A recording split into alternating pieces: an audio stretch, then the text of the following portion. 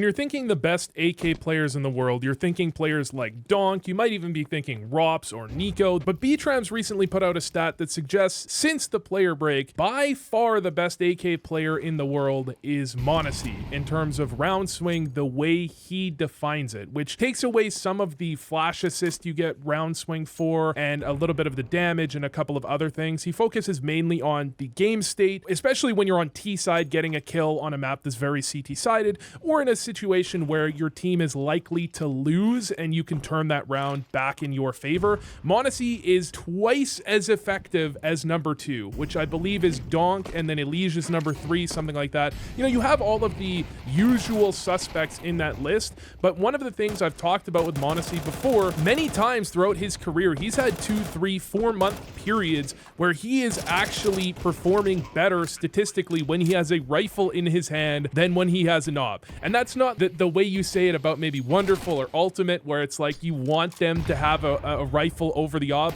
It's just that when they can't afford a rifle, and those are the moments that I think sometimes make a great opper into a truly transcendent opper. Sometimes you have oppers that are great with the op, but when games are going badly, they can't get an op in their hands, and so you can lock them out of the game in that way if they're just not good enough with a rifle. But Monesy can bring his team in a bad situation, in a game they're not finding success in. He can push them over the line. Then he can get an op into his own hands because he's so competent with the rifle, rather than relying on his team to carry him to those moments where he can pull out the op and have some impact. And especially in CS of today, when you look at T sides on maps like Inferno, on maps like Nuke, where the op isn't getting picked up all the time, you need that opper to be effective on the rifle. And one of the most interesting stats I actually saw from Monesy when I was doing research for him for an event not that long ago was that on Dust 2, in a certain period at least, had a higher rating. It was like a 1.6 rating when he had an AK in his hands versus like a 1.5 with the op. Especially on T sides, that just means Falcons, when Monesy is on point, and I think he's been on point for the last couple of events, as evidenced by the fact that he got MVP over ZywOo in a losing grand final here.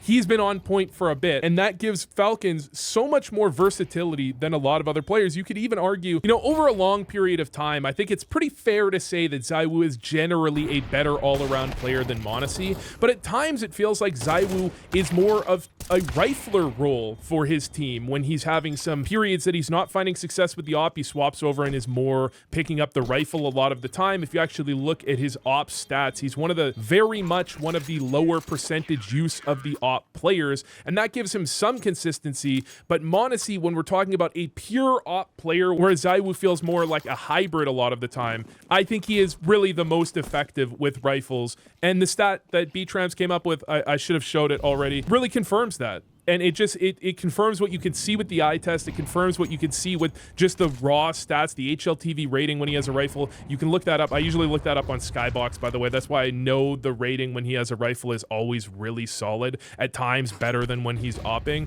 Despite the fact that he is such an incredible opper. He is a player that wants the op, he wants to pick up the op, but he doesn't need to. Okay, that's enough yapping about the idea. We already saw he had a good rifle round a couple of rounds ago. He's got the op in his hand now, and the majority of this game are going to be op frags. That's obviously what you want for your opper, and that's what is kind of so impressive about Monesy, is that when you look at players that are as good as him with the rifle, a lot of the time you'll see them on T-side Inferno, on T-side Nuke, they will just be riflers, because it does feel really uncomfortable sometimes when you op on T-side Inferno especially. It feels often like you are just an afterplant player. Like you're kind of posting up, you're hoping your opponents are going to make a mistake. Sometimes they will, but usually at this level, they're not going to give you a free kill. And then you're just hoping that your team can take the bomb site, because if they can take the bomb site, then you actually have the ability to make a play, right? Usually when it comes to Inferno, players with the op dominate on the CT side because there's so many opening opportunities. There's so many plays you can be making,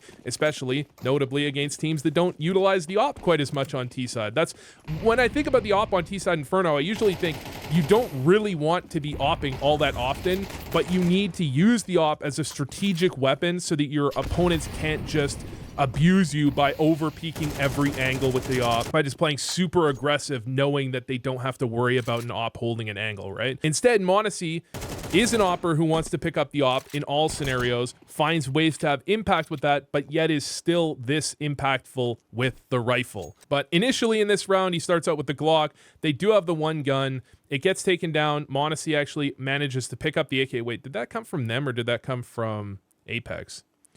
I thought we saw one AK on their side, but they didn't save anything over. Either way, Monesy picks up the AK. He actually had a Glock and armor, so he's the kind of the guy that you want to pick up that gun when things go wrong. They do have to make their way into the B site. Monesy mostly kind of leading, but he's playing semi-trade on some of the angles, right, which is what you want as well. But he's got to find a way to actually get something. Instant headshot onto Flamesy, which opens things up. Oh, but he gets taken down by Monesy. The smoke just went down. They just took a little too long, didn't they? There's the nade. Monesy dodges that. Then he's going out wide. And he just doesn't get away fast enough, doesn't realize the smoke is coming down. I mean, even if he kept his gun out there, I understand why he didn't keep his gun out. He's likely expecting two players to be peeking him from CT, but I think Monesy was kind of alone peeking him there, and if he just kept his gun out, maybe he had a chance to win that. Instead, he goes down, but they do get the bomb plant, which is really what you need out of that round. They were going to have a buy in the following round, pretty much regardless of the way that round went, but it means they can go for, I mean, Monesy, I think he had enough that he could have gotten op if he really wanted, but certainly they had full utility now and a little bit left over in case, you know, you have someone die when you win the round. You only get 3350 or whatever, so you don't actually have a great buy unless you have a little bit more left in the tank. And there's Monesy, and by Monesy I mean Kixan, because I was on the wrong player, getting a really great kill on his eye. It was so impressive. Kixan could never. Kiyosuke, what? All right, okay. I think he's supposed to get one and get away there. A little mouse wheel bug from Kyosuke. Have we decided on how we're calling this guy, by the way? Because I was calling him Kyosuke, and then everyone started calling him Kiyosuke, and now some people are calling him, I think, Kyosuke? I don't know, dude. Whatever. Monesy, AK in hand, 4 iBuy power stickers, 62,000 kill. Wait, is that 61,994? It used to say at the bottom of the screen, right? But maybe that was only when it was in-game. Like, it used to say on the inventory.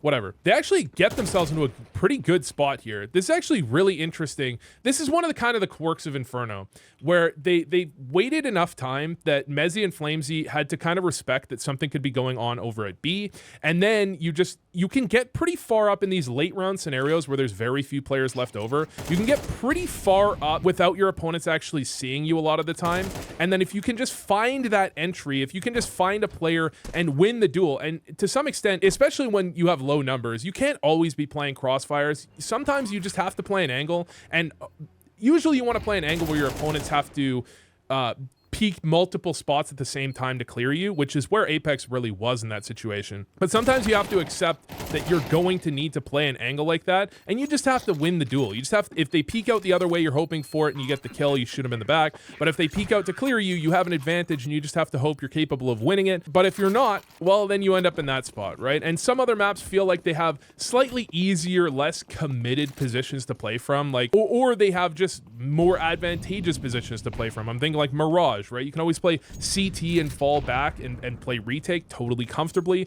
Inferno, you can't really play retake on either site with any level of comfort. Neither site is very nice to retake. You need to be holding on to the bomb site, and you don't have that big of an advantage except for when they come through the choke points, but those are like straight up engagements you have to take in those choke points a lot of the time. Still, they get the bomb plant, which means they have a relatively good buy in this round. I think that actually did make a bigger difference than it did in the previous, where in the previous one, it kind of put them over the top. They maybe got a little bit extra, but in this one, it would have been a really rough buy if they hadn't got that bomb plant. They go for the early mid control. They don't actually have any banana control. I think at this level, you know, teams have to respect that you could go back unless you have some really strong, like just overly strong tendencies.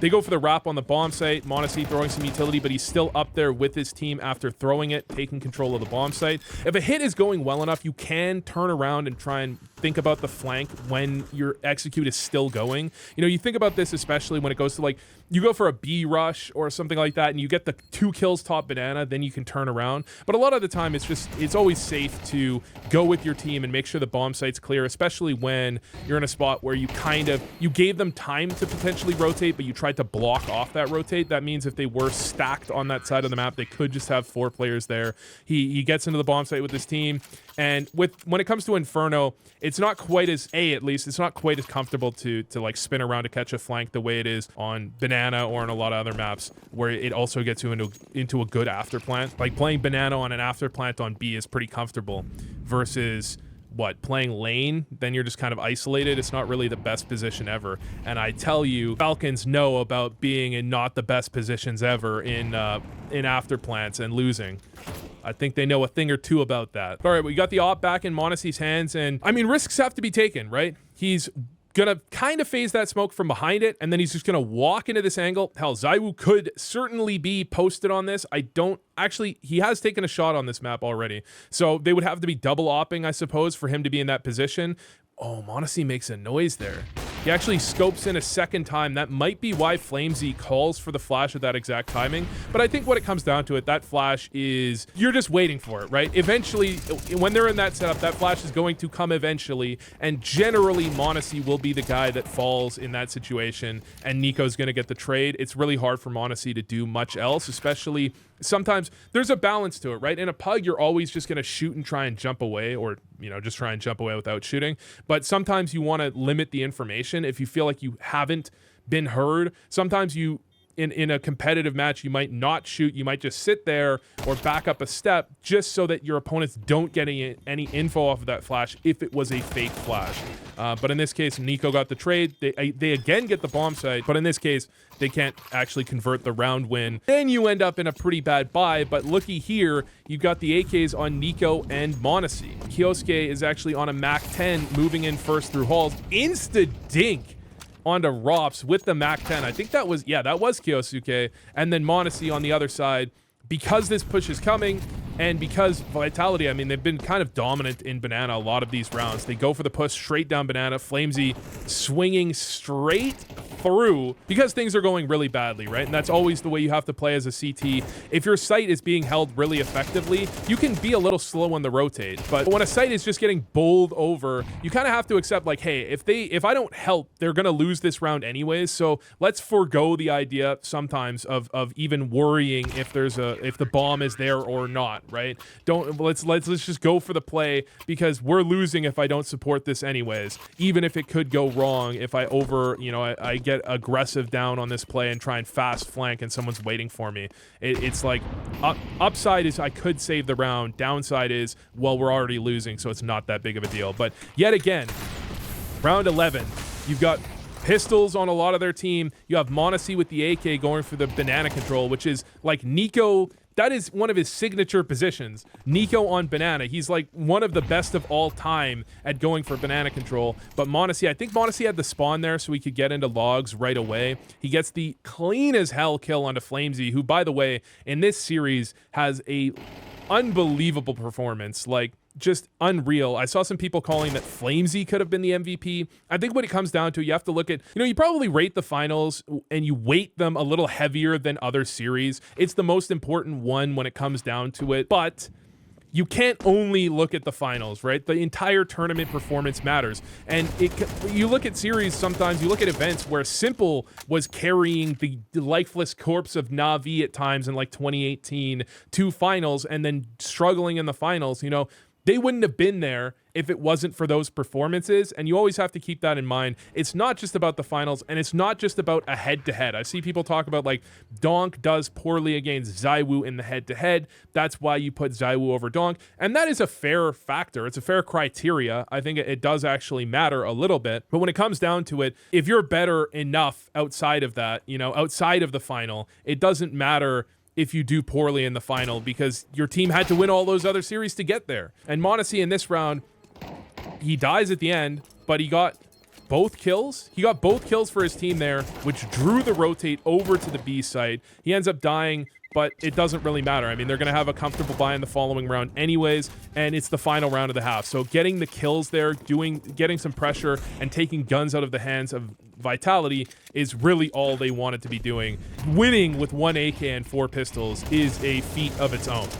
I'm going to guess those types of low buy situations might actually inflate your round swing quite a bit. If you get an AK, your team is all on pistols. If you win that round, you're going to get a lot out of that, I'd be guessing. But if you die, you don't get anything done, you're probably not losing very much because that's not a round you're supposed to be winning at all. And when I look at it, the crazy thing about the round swing that B-Trams has posted is that Monesy is like double. It's not close. It's not like he's slightly ahead of anyone else. He's literally double what the second rated player is, or close to double what the second rated player is with the AK. That is such an insane gap over the best players in the world that it's hard to rationalize why it could be that is he just that much more impactful? Or does his team, like, I mean, this is kind of him being more impactful. They prioritize giving him the gun in scenarios where he can have that impact. In a scenario like they have 4 pistols, they give it to Monesy, he picks up 2 kills. That has to be a ridiculous swing in terms of round swing. I'm just thinking about like how impactful would that actually be? And is that kind of breaking the system in some way? Because he's like, if you gave that to Donk all the time, but I mean, Spirit do give that to Donk a lot. They definitely do that with Donk, right? And he's still not, he's still not even that. The way to look at it, usually talk about oppers and compare them to other oppers with the rifle. Is he a good rifler for an opper? But really, Monesy is just a good rifler, period.